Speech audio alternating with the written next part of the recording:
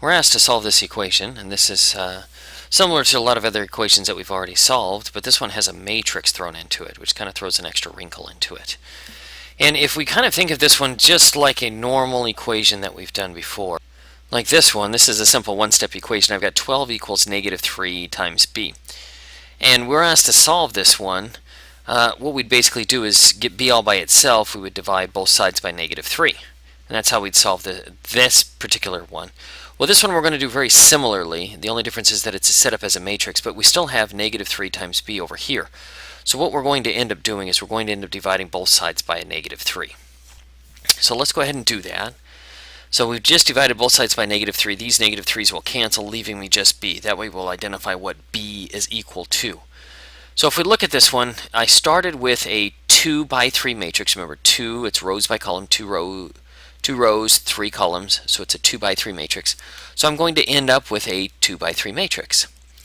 And this one, all I'm really going to do is take each one of these components and divide it by a negative 3, and that I'm going to fill in their respective places.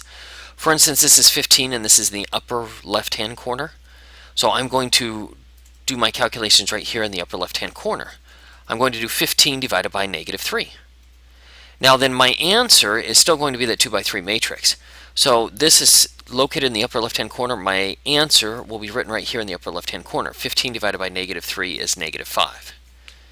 Then we just take it and we go through each one of these. So negative 18, and I'm going to put that one right here in the upper middle, Negative 18 divided by negative 3.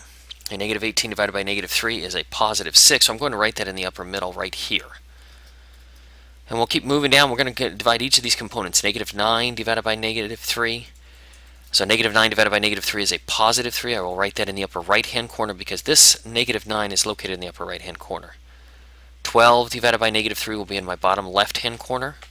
And 12 divided by negative 3 is negative 4. So I'll write that in my bottom left-hand corner.